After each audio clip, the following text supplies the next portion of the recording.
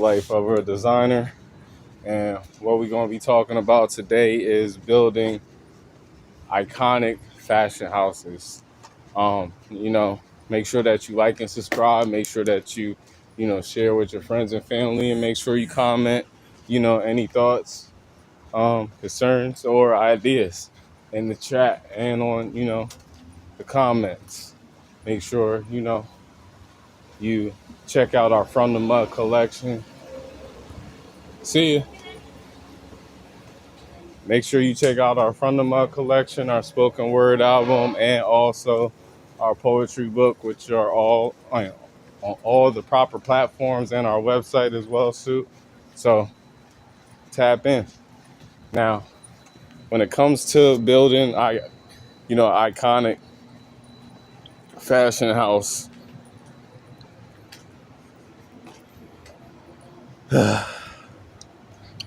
what's the difference between a clothing brand and an iconic fashion house? That's what we're gonna get to tonight. That's the question that we have for y'all tonight. The goal of live streaming is to be breaking down these principles that make brands endure forever. We want to talk about brands that are building longevity.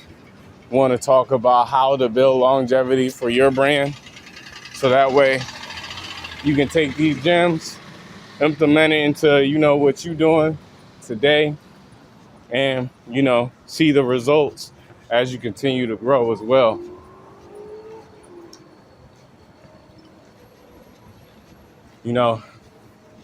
This whole thing is primarily a journey. And right now, as you can see, when it comes to fashion, you pretty much have a even split as far as, who's being seen and who's not. You feel me? And then on top of that, who's top tier and who's not. So when it comes to, what's the difference of, a regular clothing brand and, when we're talking about, an iconic fashion house. An iconic fashion house builds on philosophies, morals, things that they stand on. They're not just selling products like we've been discussing over, the past few day in the life of a designer episodes. Every iconic fashion house has a clear identity, has a clear philosophy, for their brand and for, the house itself. Everything begins with a belief. And if you and your people, mainly, your employees, don't have a sense of belief in the building each and every day, that energy is not being carried within every project, every small task, etc. There's not going to be any cohesion in the brand. And then on top of that, the communication, consistency, and discipline is definitely not going to be there. And you're going to start to see a lot of buffoonery, diabolical behavior that's only going to, create negative, backlash, and also just negative vibes for the brand as a whole. So the main thing is, they understand their vision. Like I said, they have a clear mindset of everything that's going on with the brand. And, what I'm saying?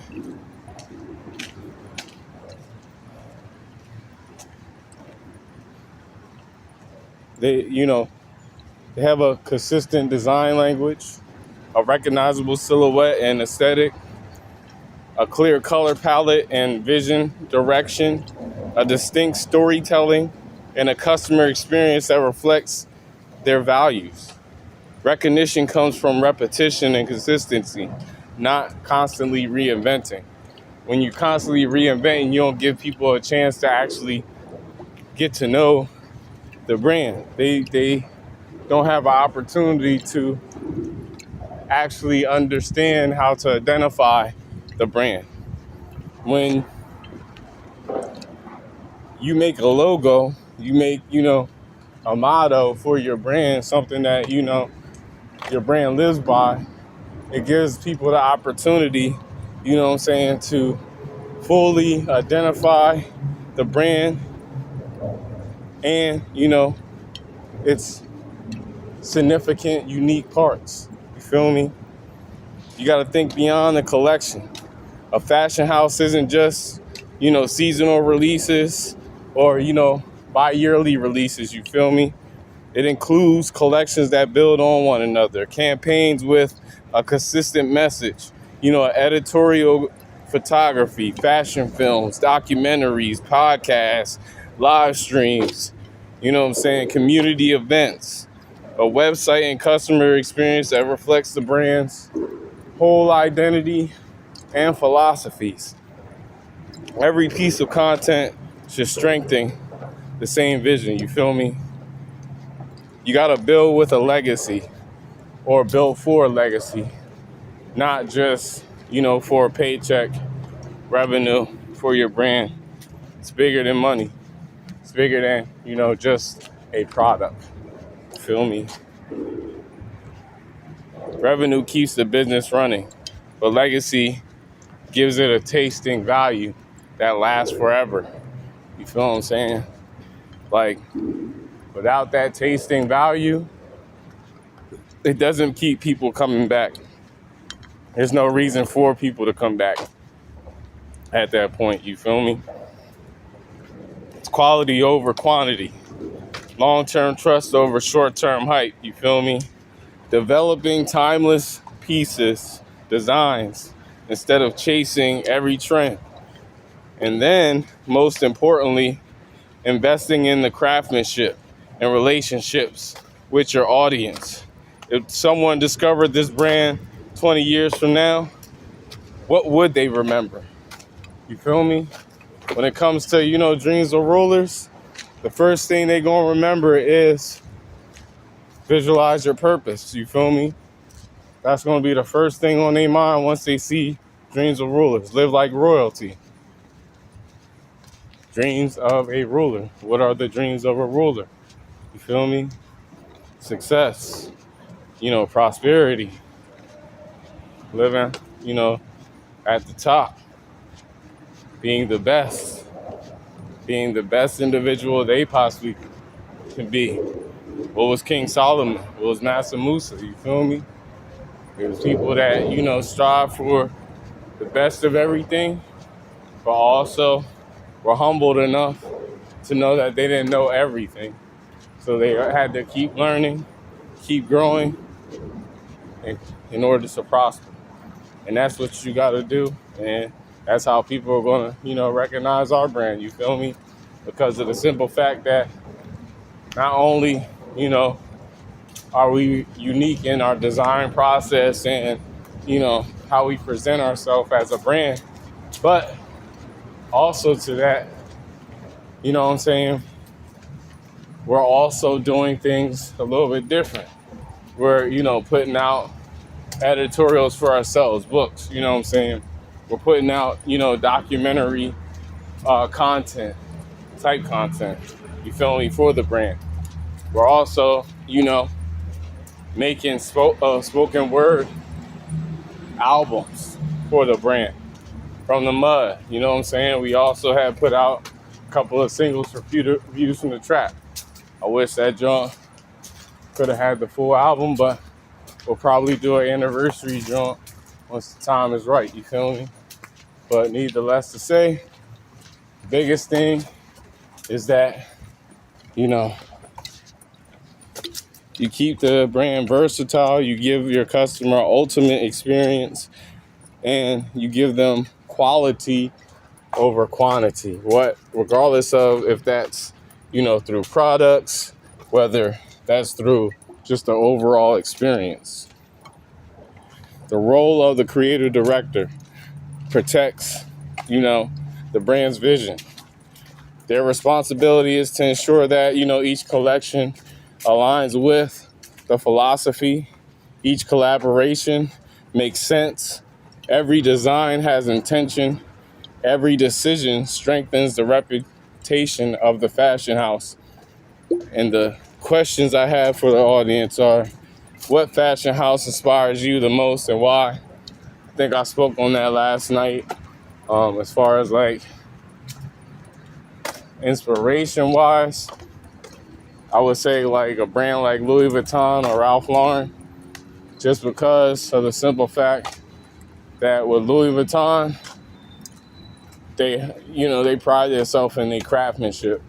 When it comes to Ralph Lauren, they pride themselves in craftsmanship, but also versatility and making sure that they have different levels of fashion for different people. Like, you got Purple Label, you got, USA Polo, Assassin, whatever the fuck that shit is, that bullshit Polo. Then you got Polo by Ralph Lauren, which is the real Polo. You know what I'm saying? Like, they got all these things, but each of them cost different prices for a different crowd. You feel me? So that's what I want to, do with my brand. I want to pretty much create different pieces, show, my full design repertoire, but also be able to give y'all, regular but statement pieces that, you can wear every day, all the time. Doesn't matter the setting or, event.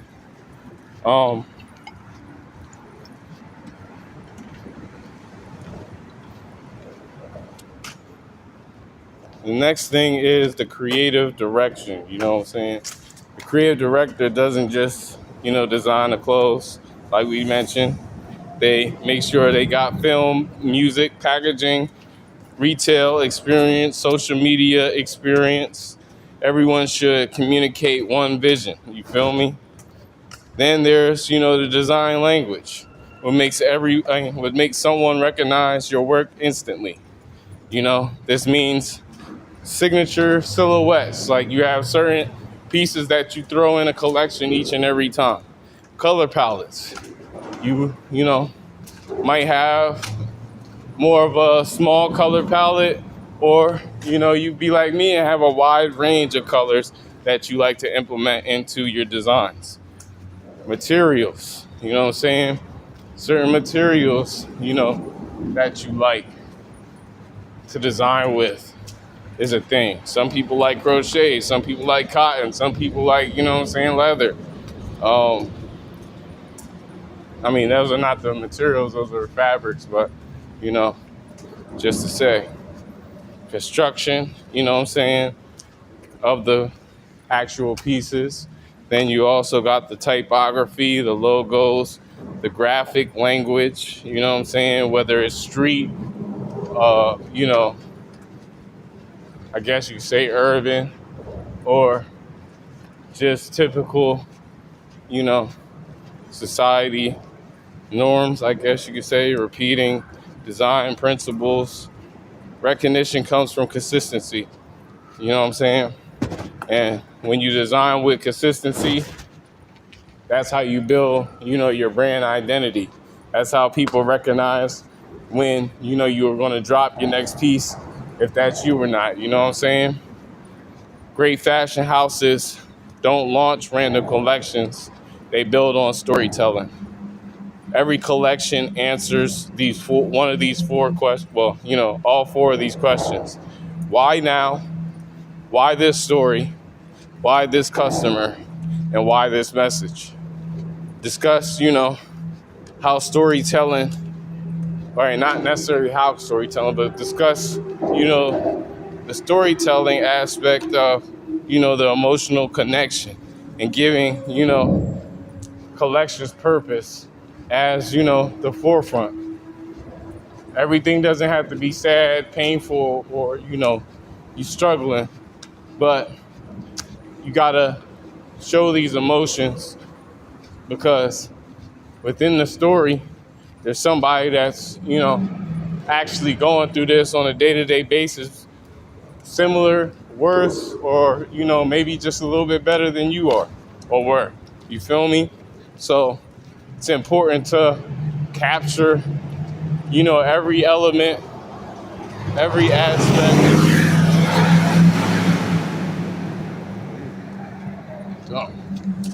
But every aspect of, the garments and pieces that you plan on designing for each collection. Craftsmanship. Luxury, begins where shortcuts end. You got to have great fabric selection.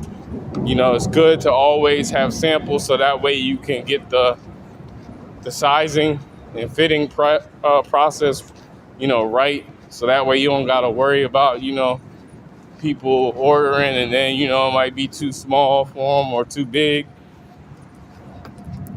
Quality control is essential. Packaging and, the customer experience. The main thing at the end of every time you design a product is, would you wear your own product every day? And honestly, for a person like me, clothes I design, I know you can wear them every day because I wear them every day. And literally when I wear them, before people even ask if I designed it, they literally ask me like, yo, or say that, yo, your shit fire. So that just lets you know, like, yo, from just a customer perspective, it can be worn every day. But if you feel that too, as well as they feel it, then yeah, you got a product. Something I learned from, another up and coming clothing brand during COVID was that you should wear your clothes with your logo on it for 30 days straight, like before you release it. You do that, I guarantee you'll know if that product should be released or not, because immediately you'll get reactions from people. They'll say that joint trash, they'll say that joint fire. They'll let you know for sure if you got a product or not. You feel me? The next thing is community. Fashion houses build communities, not just customers. Why people stay connected to brands? Well, that's simply because, it's a community. They feel like family. The stories talked about are relatable to them to the point where most of the people actually probably have gone through the situation or seen people that have gone through that joint in real time. So when you touch on them joints and you show people coming out with wins, that only strengthens the relationship you're building with your audience. You feel me? And that trust builds over time. The value of conversation through live streams, podcasts, and behind the scenes content help. You know what I'm saying? It shows, your audience, your community, your personality, your mindset, how you act in real time. You know what I'm saying? Not everybody is authentic on here, but, it at least gives your audience a sense of, what it's like to be around you, in certain moments. And for most that, use these platforms in that way, it's, good for business because, like I said, it gives the customer opportunity to not only support in a different way, but also to tap in with you and see how you are in real time. The next thing is longevity. Most brands think about, the next month. Fashion houses think about, the next decade. Playing the long game is the overall goal when it comes down to things. You gotta play the long game. Building, archives, evolving without, losing identity, reinventing yourself without losing identity, and knowing when to say no. We talked about that last night. You got to have the ability to say no. Even in your personal life, you got to be able to say no. Even if it's, your friend's family, sister, brother, mother, father, got to be able to say no. What fashion houses do you admire and why? Well, like I told you, Louis Vuitton is the main fashion house that I really fuck with. Gucci a little bit, but they fell off. But yeah, what makes a brand timeless? Again, they're selling experiences and meaning. They're not selling, bullshit. They're not trying to sell just to get revenue. They're trying to, build something that lasts longer than them. Who, would you work with, would your work still be recognizable without your logo? That's key. Because if you got, like I said, if you got work that's recognizable without a logo, you'll go very far. People will be able to recognize you without even having to, constantly, fully look at the piece. They'll just know by certain aspects of the piece that, hey, yeah, that's Brody. So you gotta, build for legacy and not attention. You gotta remember an iconic fashion house isn't built by, one great collection. It's built by thousands of intentional decisions that all point in the same direction. Every sketch, every campaign, every conversation, every customer experience should, answer one question. Does this strengthen the brand? If that answer is yes, every time, you're not just building a clothing company, you're building a fashion house. You know what I'm saying? So the main thing is that, you build with intention. You remember that each collection that you drop has the possibility of, touching somebody in a unique way. And then on top of that, you remember that your design is a pillar to the next jump. Like I say all the time, keep visualizing your purpose, stick to the plan, and execute that motherfucker, and your dreams and goals will come to fruition. You know what I'm saying? It just is a process. So keep visualizing, keep doing the right things, and your dreams and goals will come to fruition. I'll see y'all tomorrow on the next live. And, we'll keep building, your brand to where it needs to be. But like I told you before, make sure that you check out our From the Mud collection. Make sure you also check out, our spoken word album and our poetry book as well, too. I definitely appreciate everybody that's been tapping in with us, showing love and everything on the live streams. Also, make sure that, you take these questions and, this information into consideration. All this information can be used and implemented in your brand on a day-to-day basis. This is not something that, I'm just giving you bullshit, trying to sound like an expert. Nah, this is stuff that I've actually had to learn on my own, had to implement on my own brand. And that's why I'm able to, be at this point speaking to you like this today. Because literally, I took the time, did the research, implemented the research that I did for myself, see what didn't work, seeing what worked, and now I'm able to tell you what does work, what doesn't work, and, how to build, a solid brand, whether, it's big time, just a community-based brand or the latter. But it's just a matter of, putting the small steps, the steps together in order to make the big step. So keep visualizing. I'll see y'all tomorrow. I'm out.